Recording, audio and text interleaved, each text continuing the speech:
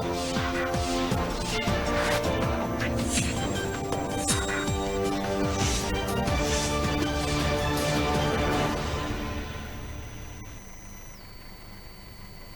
उत्तराखंड देख रहे हैं आप। लोकमंच न्यूज में आपका स्वागत है। मैं हूं आपके साथ सुरभि राजपूत। बुलेटिन की शुरुआत करेंगे और खबरों में सबसे पहले बात करते हैं हरिद्वार की, जहां उत्तराखंड सरकार में मंत्री पंचायती राज अरविंद पांडे हरिद्वार पहुंचे हैं। आपको बता दें कि मंत्री ने हरिद्वार के ग्राम औरंगाबाद पहुंचकर मुख्य सड़क से योग गुरु बाबा रामदेव के योग ग्राम जाने वाले मार्ग का लोकार्पण किया। कार्यक्रम में योग गुरु बाबा रामदेव भी मौजूद रहे। कैबिनेट मंत्री अरविंद पांडे ने इस दौरान कहा कि योग गुरु विश्व भर में प्रसिद्ध है। ये बाबा रामदेव लोगों को निरोगी और स्वस्थ करते हैं। यहाँ पर इलाज कराने के लिए विश्व भर से मरीज पहुंचते हैं। जब मेरे संज्ञान में आया कि यहाँ की सड़कें टूटी फूटी है तो उन्होंने ये सोचकर यहाँ से ठीक होकर जाने वाले मरीज उत्तराखंड की अच्छी छवि के साथ लेकर आए। इसके बाद जिला पंचायत को सड़क बनाने के आदेश दिए थे, जब जाकर आज ये सड़क बन पाई है, जिसका उन्होंने आज लोकार्पण किया। मुख्य सड़क का लोकार्पण किया है। इस दौरान योग गुरु यानी कि बाबा रामदेव भी उनके साथ मौजूद दिखे हैं। लोकार्पण की ये तस्वीर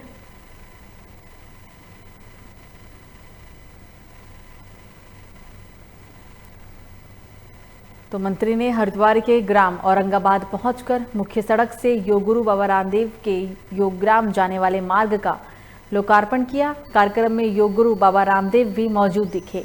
कैबिनेट मंत्री अरविंद पांडे ने कहा है कि योग ग्राम विश्व भर में प्रसिद्ध है। ये बाबा रामदेव लोगों को निरोगी और स्वस्थ करते हैं। यहाँ पर इलाज कराने के लिए विश्व भर से मरीज भी पहुँचते हैं। जो भी विकास के काम होते हैं वो जनहित के लिए किए जाते हैं और योग ग्राम जिसका हिंदुस्तान नहीं विश्व के अंदर जिसका नाम है और विश्व के कोने कोने से लोग यहाँ अपने इलाज के लिए आए, बाबा जी से आशीर्वाद लेने के लिए आए और वहाँ की सड़कें टूटी फूटी ना हो, इससे कहीं ना कहीं उत्तराखंड की छवि भी खराब होती है। तो हम लोगों के संज्ञान में आया और बाबा जी ने तो सड़क के लिए कहा भी नहीं था। इन्होंने तो कभी भी नहीं कहा। हम एक दो बार आए, हमको लगा कि देश के कोने कोने से लोग यहाँ आते हैं तो यहाँ की उत्तराखंड की छवि अच्छी लेके जाएँ। इस निमित्त हमने जिला पंचायत को निर्देशित किया और हमारे डिपार्टमेंट ने सड़क को बनाया। मैं अपने डिपार्टमेंट के सभी अधिकारी कर्मचारियों को मैं धन्यवाद दूंगा। आज 11 सालों की प्रतीक्षा पूर्ण हुई है। यहाँ योगाग्राम निरामयम में भारत से लेकर के दुनिया के 50 से ज़्यादा देशों के नागरिक आते रहे हैं और पिछले 1 साल से मैं यहाँ पर था। माननीय श्री पांडे जी को मैंने कहा कि जब सारी दुनिया यहाँ पर आ रही है तो ये बहुत उबड़ खाबड़ रोड है और यहाँ पर आकर के लोगों को काफ़ी कष्ट हो रहा है।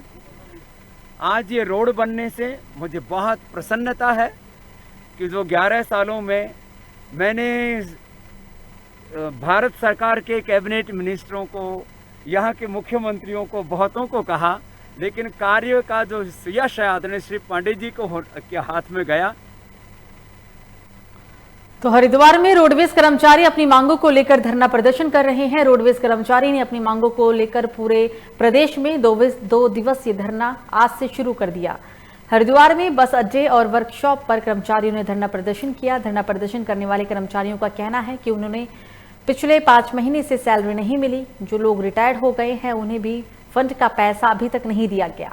कोविड-19 से उनके 12 साथियों की मौत भी हुई है। उनके परिजनों को भी अभी तक कोई मुआवजा नहीं मिला है, जिसकी वजह से रोडवेज कर्मचारियों के सामने आर्थिक संकट खड़ा हो गया है। इसलिए अपनी मांगों को लेकर वो 2 दिवसीय धरना शुरू कर रहे हैं। 14 और 15 जून को भी प्रदेश भर में रोडवेज कर्मचारी 2 दिवसीय धरना प्रदर्शन करेंगे। कर्मचारियों ने मांगे ना माने जाने पर उग्र आंदोलन करने की भी चेतावनी दी। तो रोडवेज कर्मचारियों का 2 दिवसीय धरना उत्तराखंड के हरिद्वार में अपनी मांगों को लेकर इन कर्मचारियों ने प्रदर्शन किया है। रोडवेज कर्मचारियों ने अपनी मांगों को लेकर पूरे प्रदेश में 2 दिवसीय धरना आज शुरू किया।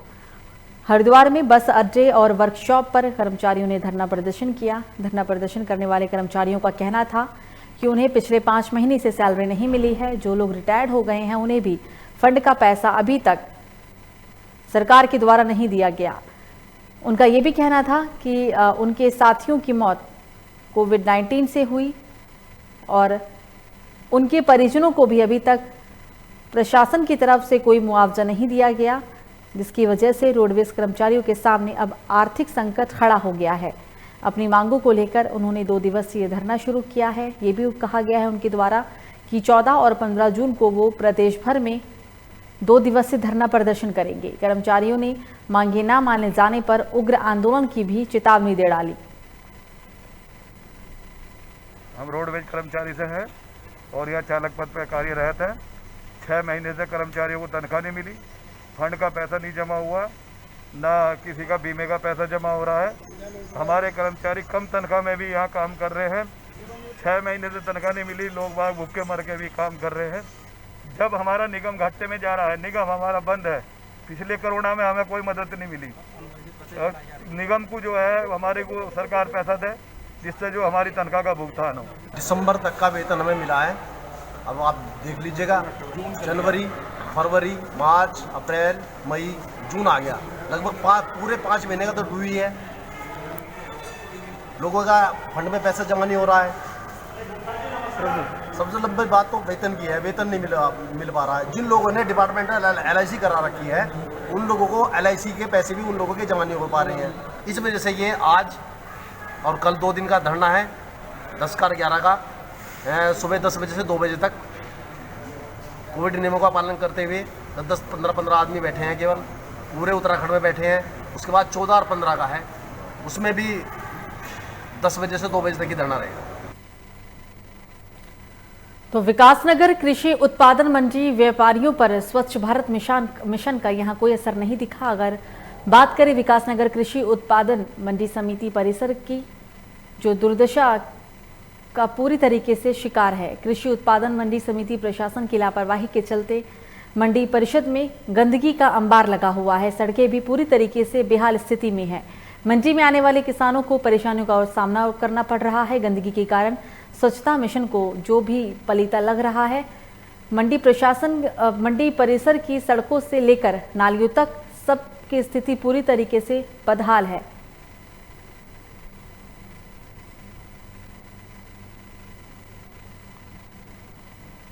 स्वच्छ भारत मिशन विकासनगर में पूरी तरह फेल है। मंडी में आने वाले किसानों को परेशानियों का सामना करना पड़ता है। गंदगी के कारण स्वच्छता मिशन को भी पलीता लग रहा है। मंडी परिसर की सड़कों से लेकर नालियों तक सब कुछ बेहाल है। जर्जर नालियों की साफ सफाई न होने से पानी की निकासी भी प्रभावित हो रही है। इसके अतिरिक्त परिसर में इकट्ठा हो रही कीचड़ से आने जाने वालों को बड़ी परेशानियों का सामना भी करना पड़ रहा है। सड़कों पर अधिक कीचड़ इकट्ठा होने से कई दोपहिया वाहन में सवार मंडी आने जाने वाले लोग गिरकर चोटिल भी हो जाते हैं। सारी आड़ती अपने दुकान की गंदगी को एक जगह इकट्ठा ना कर सड़कों पर फैला रही है। सड़कों पर फैली गंदगी से डेंगू, मलेरिया जैसी खतरनाक बीमारी फैलने का भी खतरा बनता गया। मंडी समिति इस और जरा भी ध्यान नहीं दे रहा है। टाइम मैं मौजूद हूँ विकासनगर कृषि मंडी में। आप देख रहे हैं कि कृषि मंडी का थोड़े से बरसात पानी बारिश बरसने पे क्या हाल है। देखिए पूरा मंडी जो है कीचड़ से लत हो रखा है। और सरकार जो है, सरकार की जो स्वच्छता अभियान जो है उसका पलीता जो है यहाँ के व्यापारी लगा रहे हैं। जितने भी दुकान का गंदगी होता है वो सब के सब जो है आगे रोड पर फेंक देते हैं। और यहाँ पर लोगों को आवागमन में इतनी दिक्कतें हैं कि वो चल भी नहीं सकते। कई लोग तो यहाँ पर अपने बाइकों से गिरकर चोटिल भी हुए हैं। और हमारे साथ यहीं पर ही एक इधर यहीं पर स्थानीय लोग भी हैं। ज़रा इनसे जानने की कोशिश करते हैं कि भाई साहब ये बताइए, थोड़ा गंदगी के बारे में बताएंगे आप? हाँ, यहाँ आसपास बहुत सारी गंदगी देखने को दिखाई दे रही है। काफ़ी जो है कीचड़ वगैरह है और लोगों को भी काफ़ी परेशानी हो रही है आने जाने में। आप यहाँ पर क्या लेने आ रखे इस टाइम? मैं तो यहाँ थोड़ा सब्जी वगैरह लेने आया था। अच्छा, तो गंदगी मतलब ये बहुत ज़्यादा है यहाँ पर? हाँ, काफ़ी गंदगी दिखाई दे रही है और काफ़ी जो है इस तरीके से जो है लोगों को भी आने जाने में परेशानी होती है। और जो है वैसे भी गंदगी बीमारियों का एक जो है बीमारियों को बढ़ावा देती है। और जैसे कि आजकल देखा जा रहा है कि वैसी बीमारियां जो है बहुत ज़्यादा जो है हमारे देश में। देखिए अब इन्होंने भी कहा कि गंदगी कुछ ज़्यादा ही है और डेंगू का भी प्रकोप चल रहा है और इस तरह से कीचड़ अगर यहाँ जमा रहा तो अब देखते हैं कि कब हटता है, ये आने वाला समय बताएगा। लोकमय न्यूज़ से गजम्बर खान की यह रिपोर्ट। तो इस बीच इस बुलेटिन में एक बड़ी खबर हरिद्वार से सामने आ रही है। जिला हरिद्वार की पंचायत क्षेत्र का कार्यकाल हुआ पूरा। 9 जून 2021 को जिला पंचायत क्षेत्र का कार्यकाल 5 वर्ष का पूरा हो गया है। हरिद्वार के जिलाधिकारी सी रविशंकर ने जिला पंचायत के अलग अलग क्षेत्रों में उप जिलाधिकारियों की नियुक्ति हुई। बहादुराबाद जिला पंचायत क्षेत्र को देखेंगे अब उप जिलाधिकारी गोपाल सिंह चौहान, स्मृति परमार और रुड़की क्षेत्र को अपूर्वा पांडे। और अब अगर हम लक्सर की बात करें तो लक्सर जिला पंचायत क्षेत्र को देखने वाले हैं शैलेंद्र सिंह नेगी।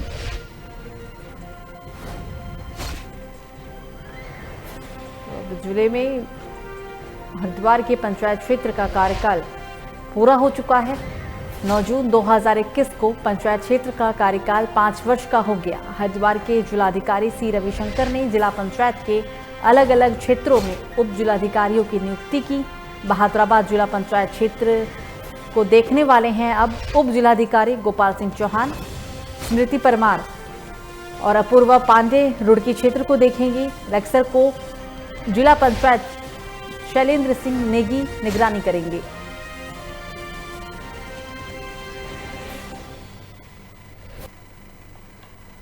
तो चमोली में कुछ दिनों से कोरोना के बढ़ते मामलों को देखते हुए सरकार ने शराब की दुकानों को भी बंद करने का निर्देश दिया था, जिसके साथ ही अब अवैध तस्करी करने वाले दुकान खुलते ही तस्करी शुरू कर दी गई। इसकी सूचना पर पुलिस अधीक्षक चमोली श्री यशवंत सिंह चौहान के निर्देशन में अवैध शराब एवं मादक पदार्थों के विरुद्ध जिले पुलिस की प्रभावी कार्रवाई लगातार जारी है। इसी क्रम में गैरसैंण पुलिस ने कार्रवाई करते हुए ऑल्टो में अवैध रूप से 10 पेटी शराब को बरामद किया। साथ ही इस दौरान पुलिस ने एक युवक की भी गिरफ्तारी की।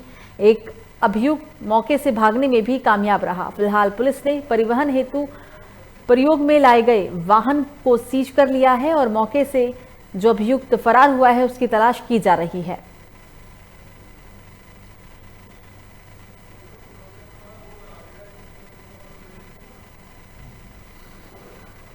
अवैध शराब के खिलाफ पुलिस प्रशासन की कार्रवाई।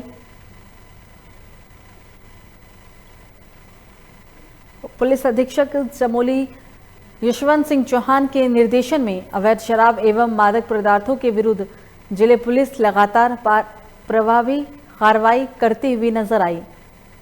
बता दें आपको कि गैरसैंण पुलिस ने कार्रवाई करते हुए एक ऑल्टो कार में 10 पेटी अंग्रेजी शराब को बरामद किया। एक युवक की भी गिरफ्तारी की गई। एक अभियुक्त मौके से भागने में भी कामयाब रहा।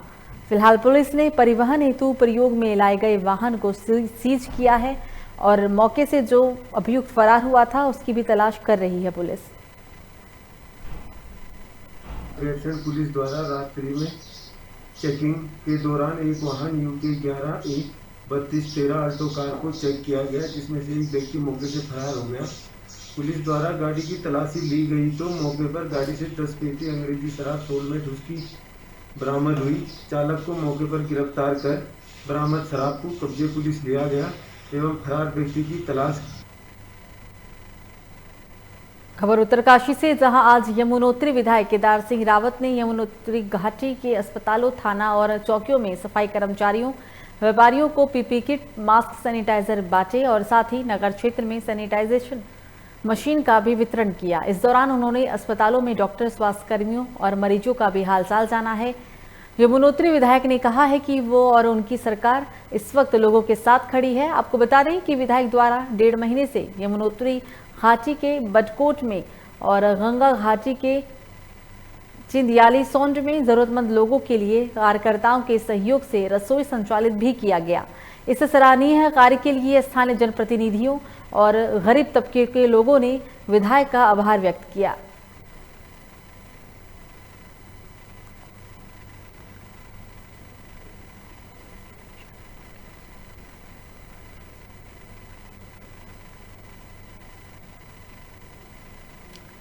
तो उत्तरकाशी में यमुनोत्री विधायक केदार सिंह रावत ने यमुना घाटी के अस्पतालों, थानों और चौकियों में सफाई कर्मचारियों, व्यापारियों को पीपी किट बांटा है, मास्क बांटा गया, सैनिटाइजर दिए गए। अस्पतालों में डॉक्टर, स्वास्थ्य कर्मियों और मरीजों का भी हालचाल जाना गया। यमुनोत्री विधायक ने इस दौरान कहा है कि उनकी सरकार इस वक्त लोगों के साथ खड़ी है। विधायक केदार सिंह जी के द्वारा यमुना घाटी में सभी हॉस्पिटल, थाना में, चौकियों में स्वास्थ्य कर्मियों और पुलिस कर्मियों को सैनिटाइजर, मास्क आदि भेंट किए गए, जिसमें देखा गया कि जितने भी स्वास्थ्य कर्मी थे, पुलिस कर्मी थे, उनका उत्साहवर्धन हुआ और विधायक जी के द्वारा ये सराहनीय कार्य था। साथ में अन्य व्यापारियों को और अन्य कार्यकर्ताओं को भी सैनिटाइजर और मास्क भेंट किए गए।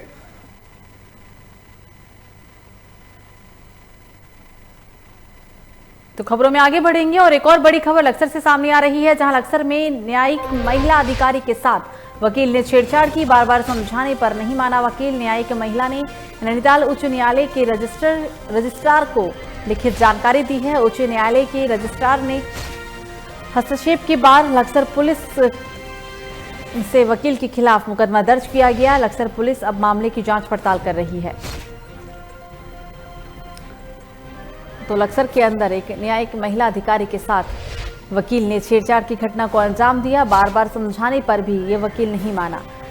न्यायिक महिला ने नैनीताल उच्च न्यायालय के रजिस्ट्रार को इस पूरे मामले की लिखित जानकारी दी। उच्च न्यायालय के रजिस्ट्रार के हस्तक्षेप के बाद लक्सर पुलिस ने वकील के खिलाफ मुकदमा दर्ज किया। लक्सर पुलिस पूरे अब मामले की जांच पड़ताल में जुटी हुई है।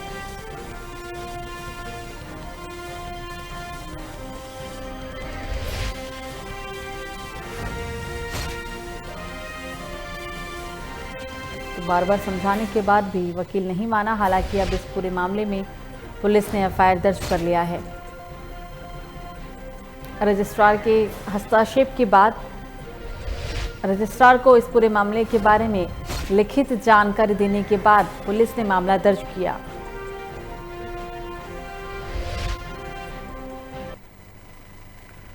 खबर रुड़की से, जहां सिविल लाइन कोतवाली में स्थित फायर ब्रिगेड स्टेशन का आज डीआईजी फायर मुख्तियार मोहसिन ने निरीक्षण किया और हरिद्वार जिले के सभी फायर स्टेशन प्रभारियों के साथ एक बैठक भी की। डीआईजी ने कर्मचारियों की संख्या और फायर उपकरण के बारे में भी जानकारी ली। निरीक्षण के दौरान डीआईजी ने आने वाले मॉनसून को लेकर फायर स्टेशन की तैयारियों का भी जायजा लिया।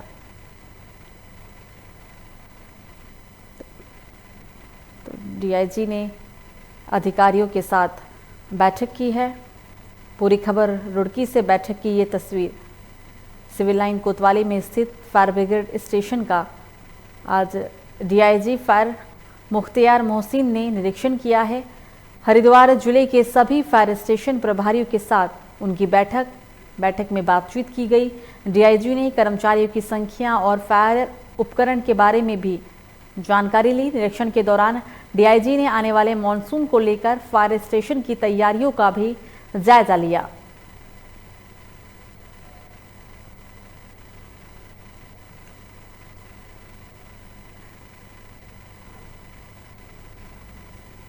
निरीक्षण किया है और इसके साथ जनपद हरिद्वार के जितने भी फायर स्टेशन है और फायर यूनिट है, सबके प्रभारियों की यहाँ पर मैंने गोष्ठी ली है। इस इंस्पेक्शन और गोष्ठी का उद्देश्य यही है कि जो फायर सीज़न है उसमें क्या हम लोगों ने अभी तक किया है और क्या अभी काम किया जाना चाहिए है। और इसके अलावा मानसून सीज़न भी अब आने वाला है, तो मानसून सीज़न में जो आपदा की स्थिति है उससे निपटने के लिए फायर स्टेशन कहाँ तक तैयार है, उसकी हम लोगों ने समीक्षा। तो मंगलौर विधानसभा के मुंडलाना में स्थित तालाब की सफाई न होने के चलते तालाब का पानी अब गांव के रास्तों पर आ गया है। निकासी न होने के चलते यहां जलभराव की बड़ी समस्या बन गई है। गांव के बीच तालाब है।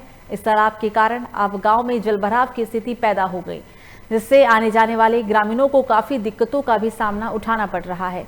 इस समस्या का निदान करने के लिए ग्रामीणों के द्वारा शिकायत भी की गई, लेकिन स्थिति जस की तस बनी हुई। शिकायत के बाद एडीओ पंचायत मौके पर पहुंचे। उनका कहना है कि मामला उनके संज्ञान में ग्रामीणों को दिया गया, तभी प्रशासन इस समस्या का समाधान कर पाएगा। उन्होंने कहा है कि मामला उनके संज्ञान में, ग्रामीणों को इसमें सहयोग करना पड़ेगा। ग्रामीण सहयोग करेगा तभी प्रशासन इस समस्या का समाधान कर सकेगा।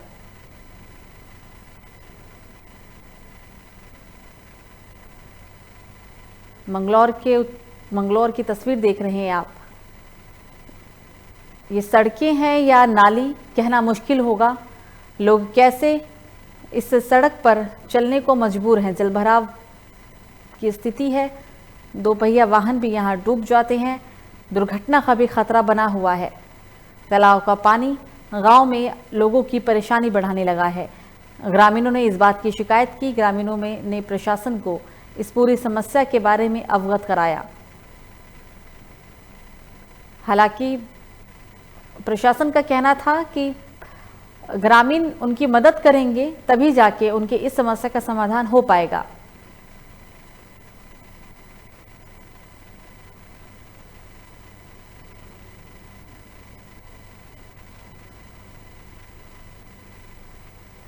ये छोटे लेवल पे ब्लॉक लेवल का स्तर का ये काम है नहीं। हमने ब्लॉक लेवल पे बहुत जोर लगा लिए, उनके स्तर का विचारों का काम नहीं है। ये विधायक एमपी के स्तर का काम। अच्छा, विधायक एमपी आपके जो आपके पास के भी हैं जी, और लगातार गांव से भी जिला पंचायत के लिए उम्मीदवार होते हैं। जी जी, कोई सहयोग नहीं है, कोई सहयोग नहीं है जी तालाब के मामले में। चुनाव आने वाले हैं तो अब तो फिरेंगे सब भाग्य, कोई आश्वासन नहीं है। शासन को 3 साल से लगातार सूचना दी जा रही है। डीएम साहब, एसडीएम साहब वीडियो बना बना कर उन्हें दिखाई, उनके पास भेजे जी, पेपर निकलवा कर पानी भराओ के जो भी परेशानी सबको पता जी, लेकिन कोई भी करना नहीं चाह रहा। बस कोई इसका स्थायी समाधान नहीं कर रहा। बिल्कुल सब ना आंख मूंद रखी इधर से। और इस बार लास्ट वार्निंग है, क्योंकि इस बार बिल्कुल फाइनल। अगर कोई आता हो ठीक है, नहीं तो यहाँ पर ना तो कोई प्रशासनिक अधिकारी बढ़ने का इस गाँव में और ना कोई राजनीतिक अधिकारी बढ़ने का। बिल्कुल तालाब से पानी की निकासी बाहर कहीं नहीं हो पा रही, क्योंकि कोई रास्ता ऐसा नहीं है या कोई नाला नहीं है। तो इसमें मेरे ये चकबंदी विभाग में के जो लेखपाल हैं उनसे भी वार्ता हुई है अभी कि क्या कोई ऐसा नाला है इससे टच, क्योंकि ये गांव की आबादी के बीच का मामला है। गांव की आबादी से कोई भी अगर तालाब है तो कहीं ना कहीं उसकी निकासी तो जरूर होती है। तो तब ये कहने लगे कि यहाँ से कोई भी इस तालाब से कोई नाला। खबर लालकुआं से, जहां नगर के वार्ड नंबर 1 अंबेडकर नगर के नजदीक जंगल से शर्मसार कर देने वाला एक मामला सामने आया। एक कलयुगी मां ने नवजात को जंगल में फेंक दिया। बस्ती से करीब 50 मीटर दूर नवजात का शव एक कपड़े में लिपटा हुआ पाया गया है, जिसकी सूचना स्थानीय लोगों ने तुरंत पुलिस को दी। मौके पर पहुंची पुलिस ने नवजात का शव कब्जे में लेकर जांच पड़ताल शुरू कर दी है। बता दें आपको कि प्रभारी निरीक्षक कोतवाली संजय कुमार का कहना है कि अभी तक कोई भी इस पूरे मामले में तहरीर नहीं मिली है। पुलिस का ये भी कहना है कि क्षेत्र के आसपास के लोगों से पूछताछ की जाएगी ताकि ये पता चल सके कि शव किसका और कहां से आया। उन्होंने ये भी कहा कि जल्द ही शिशु को फेंकने वाले व्यक्ति का भी पता लग जाएगा।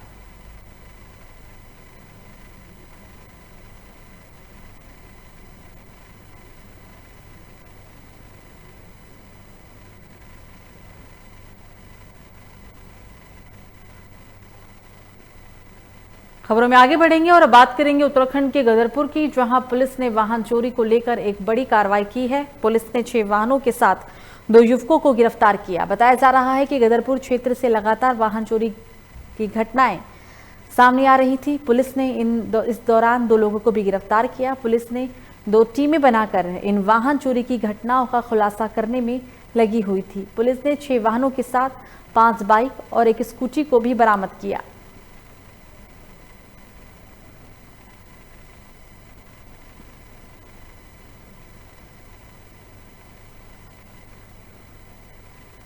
गदरपुर से तकरीबन 3 बाइक चोरी की सूचनाएं प्राप्त हुई थी। इस पर अभियोग पंजीकृत किया गया था। थाना गदरपुर पुलिस के द्वारा कल दौरान चेकिंग जो हमारा दिनेशपुर मोड़ है गदरपुर पर, वहां पर एक मोटरसाइकिल को इंटरसेप्ट किया गया। तो एक पूर्व चोर जो कि इसी थाने से 7 अप्रैल को साइकिल चोरी में जेल गया था और वर्तमान में वो 3 महीने की पैरोल पे रुका हुआ है, तो वो पकड़ में आया और उसके साथ ही उन दोनों को पुलिस जो है थाने लेकर आई। थाने पर उनसे जब विस्तृत जानकारी की गई तो उसमें 5 मोटरसाइकिल और एक स्कूटी वो उनसे बरामद की गई है। एक मोटरसाइकिल जो इनके पास थी वो जो एक अभियुक्त इसमें सागर राय उनके पिताजी के नाम पर पंजीकृत है, उसके विरुद्ध भी कार्रवाई एनडीएफ में की जाएगी।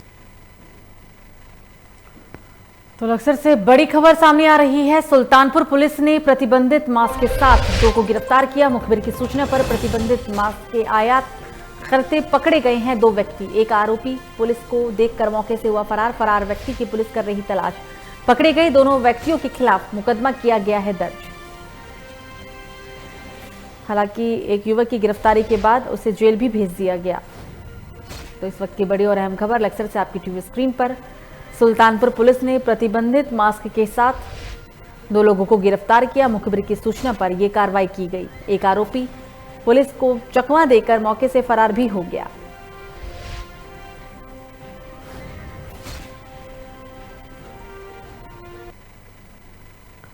तो खबर रुड़की से, जहां देर रात पुरानी तहसील के पास अज्ञात बदमाशों ने एक अधिवक्ता को गोली मार दी। इस घटनाक्रम में अधिवक्ता की मौत हो गई है। घटना की सूचना मिलते ही पुलिस के आलाधिकारी घटनास्थल का जायजा लेने के लिए पहुंच गए।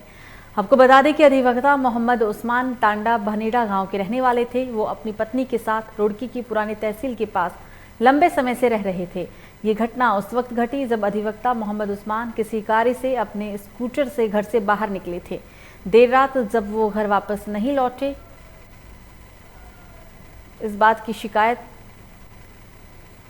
जब वो घर नहीं लौटे तो गेट के बाहर पहुंचते ही तभी उनकी हाथ लगाए बैठे अज्ञात बदमाशों ने गोली मारकर उन्हें मौत के घाट उतार दिया। घटना की जानकारी मिलते ही मौके पर पहुंची पुलिस शव को कब्जे में लेकर पोस्टमार्टम के लिए पुलिस के द्वारा भेजा गया है। आगे की कार्रवाई में पुलिस जुटी हुई है।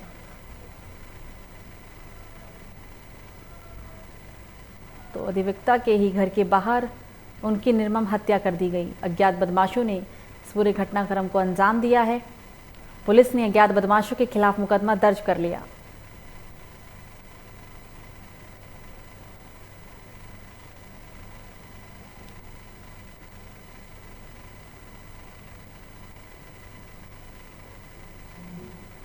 तो देर रात पुरानी तहसील के पास अज्ञात बदमाशों ने एक अधिवक्ता की गोली मारकर हत्या कर दी है। घटना की सूचना मिलते ही पुलिस के अधिकारी घटनास्थल पर पहुंच गए। बताया जा रहा है कि अधिवक्ता मोहम्मद उस्मान तांडा भनेड़ा के गांव के रहने वाले थे और वो अपनी पत्नी के साथ रुड़की के पुरानी तहसील में काफ़ी समय से रह रहे थे। हमें सूचना प्राप्त हुई है कि गंगनहर क्षेत्र के अंतर्गत ये उस्मान एडवोकेट साहब हैं, इनके गोली मार के हत्या की गई है। अभी हम लोग यहाँ हॉस्पिटल में आए हैं और इसमें जो भी लोग इसमें शामिल हैं, जो भी हैं, उनके हम जल्दी ही अरेस्टिंग भी करेंगे और उसमें ससंगत धाराओं में जो कंफ्यूजन सख्त करेंगे। सर उसी चीज़ को हम लोग चेक कर रहे हैं सर, सभी पहलू पर हम लोग विचार कर रहे हैं और सभी पहलू पर हम लोग ध्यान देंगे। फिलहाल बुलेटिन में मुझे दीजिए इजाजत। लोकमंच न्यूज़ पर खबरों का सिलसिला जारी रहेगा। नमस्कार।